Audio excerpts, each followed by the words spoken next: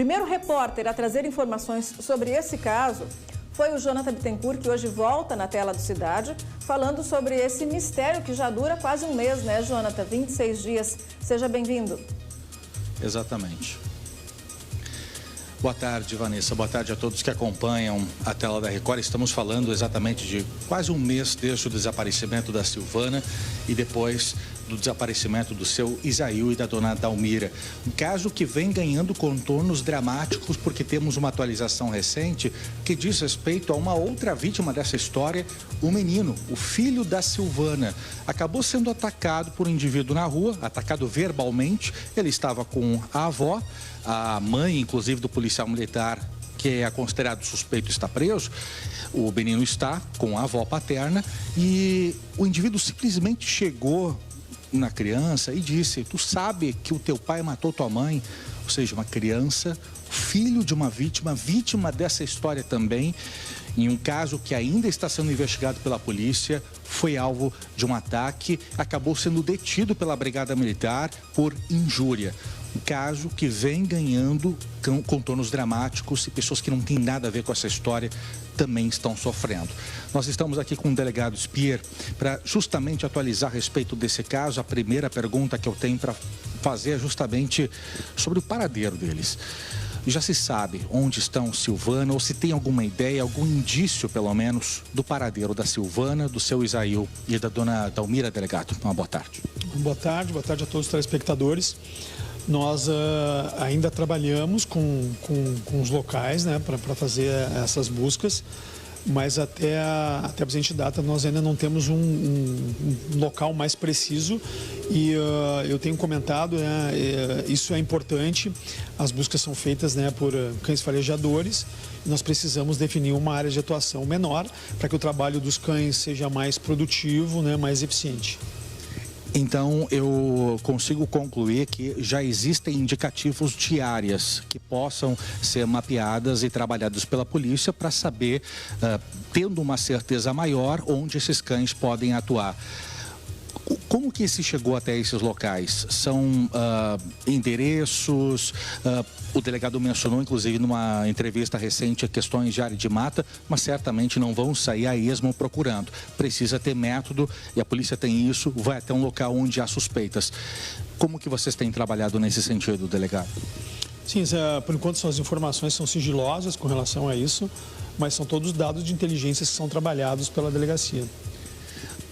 O celular da Silvana, a confirmação, inclusive, de que o celular encontrado em uma área de um terreno baldio, na semana passada, ele foi localizado. A confirmação de que se tratava do celular dela já está prestes a completar uma semana. Muita informação certamente importante já pode ser obtida pela polícia. A polícia já tem o caminho percorrido pelo celular da Silvana depois do desaparecimento? O telefone dela já veio, né? A extração de dados foi realizada e já está à nossa disposição, mas em razão da delicadeza das informações ainda, né? Eu não posso divulgar nada com relação a isso. Perfeito. O Cristiano, policial militar, preso temporariamente, e ainda existe um período para que essa prisão temporária ela continue. Ele falou com a polícia em um interrogatório, em depoimento, porque ele já teve oportunidade e decidiu permanecer em silêncio. Ele teve essa oportunidade novamente de falar? Sim, ele falou conosco, né, ainda como testemunha no começo da investigação, prestou as declarações.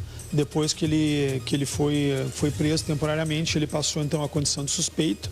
E aí, a partir dessa data, ele não conversou mais conosco, não quis mais prestar nenhuma informação. É um direito que assiste a ele, constitucional. Então, nós ficamos então sem maiores detalhes com relação a com esses elementos que a gente queria cotejar com ele, conversar com ele. Nós, então, tínhamos já informações, o depoimento dele em um primeiro momento, né, como testemunha, ainda não era suspeito. Outras testemunhas falaram a respeito do ocorrido, por exemplo, a atual companheira do policial militar, o que ela disse sobre as idas e vindas nas casas dos desaparecidos, tanto no minimercado do Seu Aguiar e também na casa da Silvana. Inclusive, a gente tem imagens de um carro prata na noite do dia 1º de fevereiro, em que simplesmente um casal chega, permanece por um tempo na frente com o carro, entram na casa, depois de quase 20 minutos decidem voltar para fora, pegam um carro, colocam para dentro. Se passou aí quase 40 minutos desde que o carro parou na frente e depois que saiu. Por que essa movimentação? O que chegaram a falar para vocês? Então, vou repetir novamente. Eu sei que o pessoal quer saber, eu sei que vocês têm que perguntar, mas algumas informações a gente não fala, porque infelizmente elas podem prejudicar o andamento das investigações, né? Então, tudo isso já foi avaliado, está sendo checado, mas alguns dados, né, a gente infelizmente não pode passar sob pena de prejudicar novas diligências. Perfeito. Só para ter certeza, era apenas um cachorro e um gato que tinham na residência da Silvana? Sim, era um cão e um gato. Perfeito.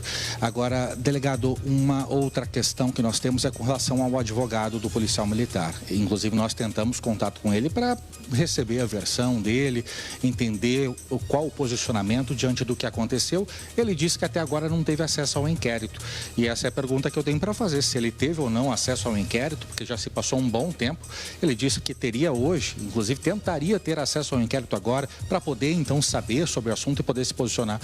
Esse é o questionamento que eu faço para a Polícia Civil.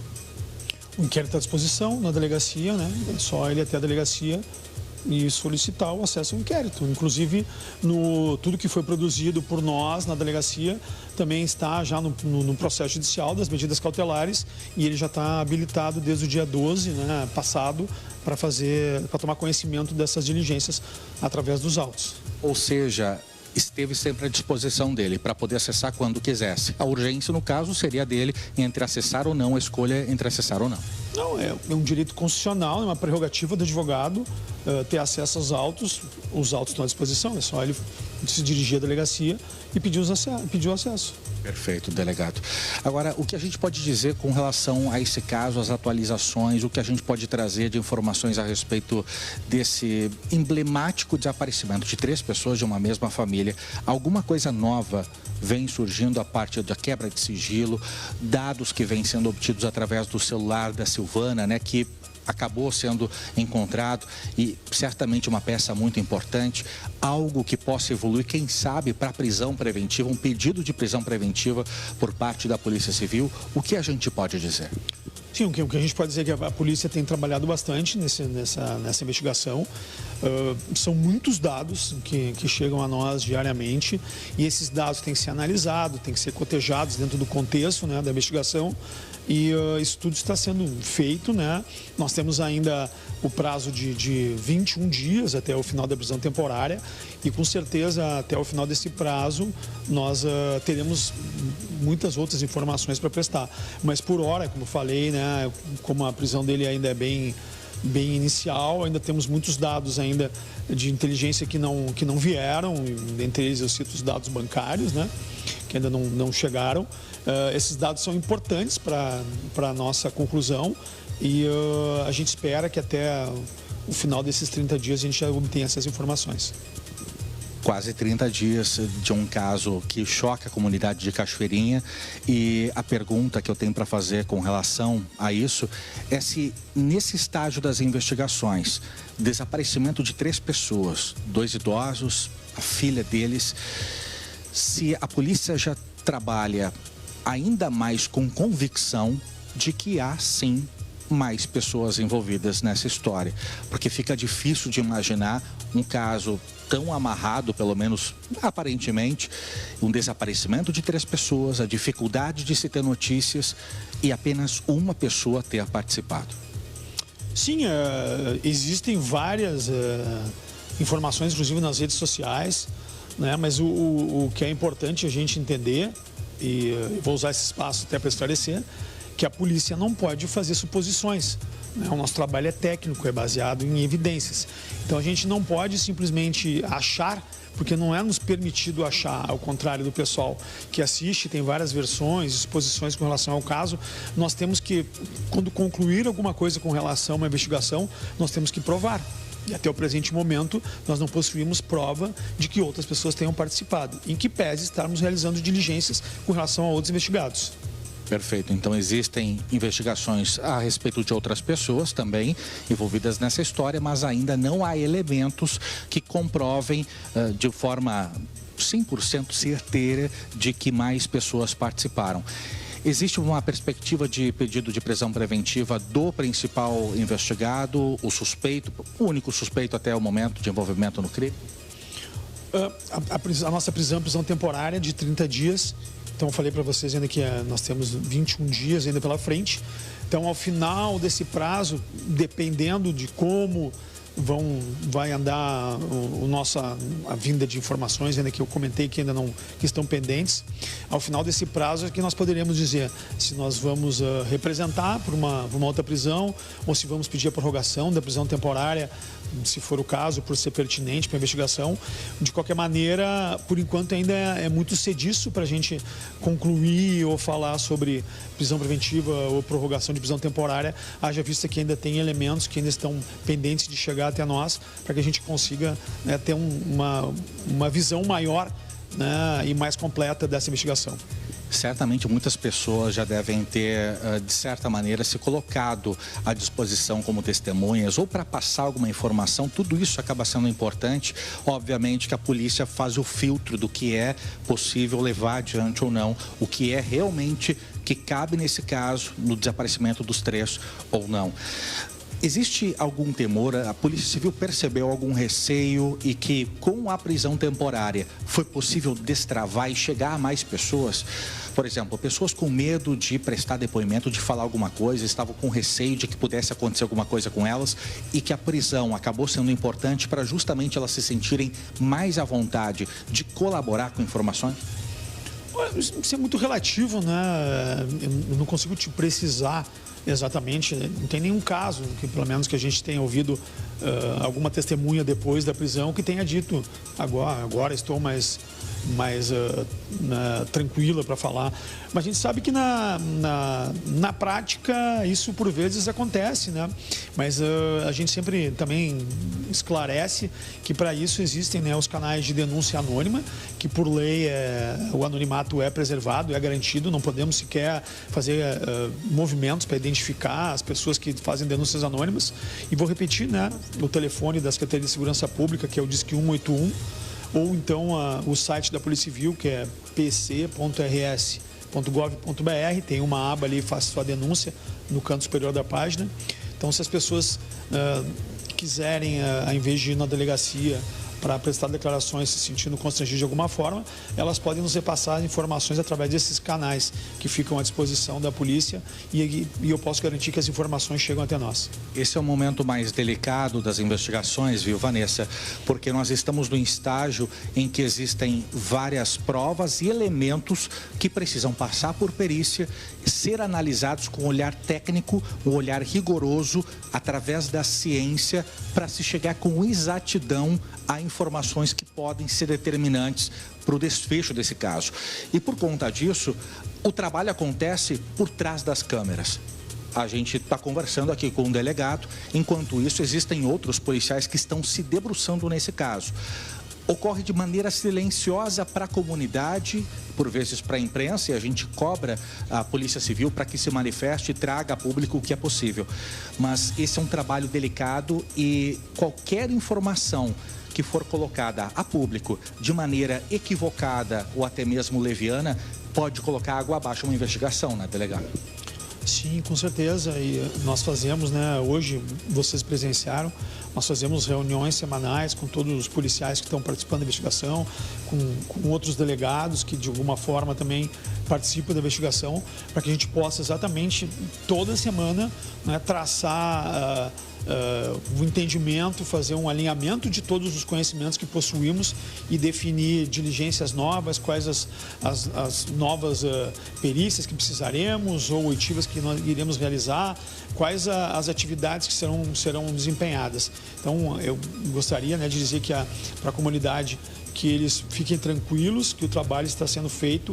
A chefia de polícia colocou, né, todo o departamento, inclusive o Departamento de Polícia Metropolitana, Metropolitano colocou mais policiais à nossa disposição, policiais com conhecimentos específicos, né, na área de informática e de análise de dados, para que a gente possa, o mais rapidamente possível, chegar a um termo de toda essa investigação e trazer toda essa resolução ao conhecimento da comunidade. Houve um reforço também de policiais de Porto Alegre e de outras regiões para agregar com o conhecimento e também agilizar os trabalhos?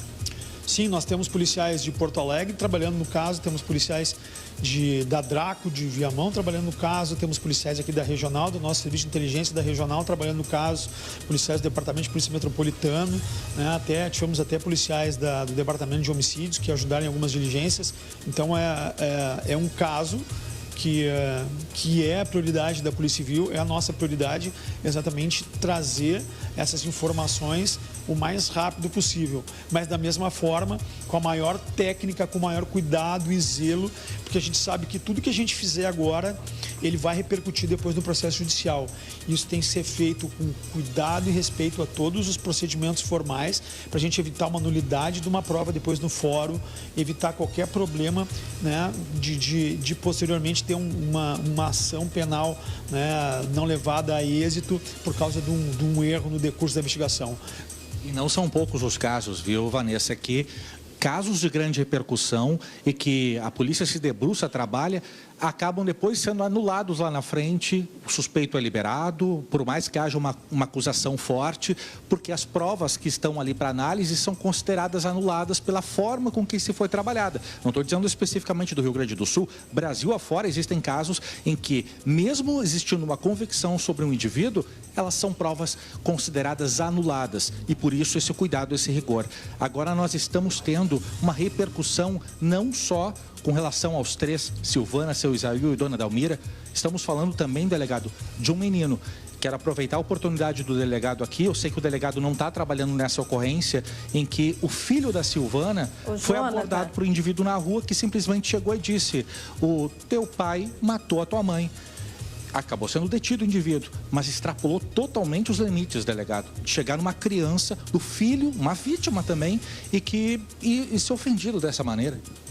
Com certeza, eu tomei conhecimento do caso, ainda que informalmente, mas é lamentável, né, que isso tenha acontecido, porque é uma criança, né? Não preciso nem dizer muito mais do que isso. Ela já está sofrendo uma situação bem complexa, né? Com certeza deve estar sofrendo mesmo bastante, no sentido literal da palavra, por toda essa questão de insegurança, sem saber o que vai acontecer com ela. Então, pediria para as pessoas, né, que tomassem cuidado, respeitassem a situação, né? A polícia tem realizado as diligências, mas a gente tem que saber sempre que a criança, ao final e ao cabo, ela vai acabar sendo vítima também de toda essa história, né? Já perdeu a mãe, né? Tem a situação também com os avós, né? Então a gente tem que ter cuidado para preservar ao máximo a criança, que tem todo um processo ainda pela frente de amadurecimento e que esse tipo de situação não se repita, para que não cause nenhum efeito posterior na vida dessa menina. Diga, Vanessa. Não, Jonathan, eu gostaria também, utilizando esta situação com essa criança, que até então a gente tinha notícias que não sabia do desaparecimento da mãe, dos avós, né? Mas para deixar claro, e gostaria que tu repercutisse com o delegado, por gentileza, na prerrogativa constitucional do Brasil, todas as pessoas são inocentes até que se prove o contrário. Então, assim, a prisão temporária do Cristiano é uma determinação da polícia para não atrapalhar as investigações pelo que a polícia achou necessário. Mas lá pelas tantas, nessa coleta de provas, né, Jonathan, vai que a própria polícia descarte a participação do Cristiano. Então, fazer isso com uma criança é esquecer essa prerrogativa do direito. Exatamente, a Vanessa menciona que ele se encontra nesse momento, além de investigado, na condição de suspeito. A prisão é temporária, não há uma sentença sobre esse episódio, sobre o que aconteceu, o desaparecimento dos três. Apesar dele ser investigado, o pai desse menino, em comum com a Silvana, ele não é o culpado, não foi condenado por isso. e vá que mude alguma coisa lá na frente. A gente está falando de um impacto incalculável na vida desse menino, na vida de outras pessoas também. Então, é importante que as pessoas elas tenham a compreensão disso, de que elas não podem ser levianas, sem que a justiça e a polícia, os órgãos competentes, os advogados também façam o seu trabalho. Não dá para ser acusando ninguém, muito menos colocando, expondo uma criança nesse cenário. Exatamente, eu ainda vou mais longe, né, Vanessa? Acho que tu falaste que ainda não há uma condenação, mas até em casos em que haja uma condenação, se fosse, né, essa situação, mas em outros casos, estamos fazendo só uma linha de comparação. A criança, em qualquer situação, não tem nada a ver com essa situação, né, e ela tem que ser sempre preservada.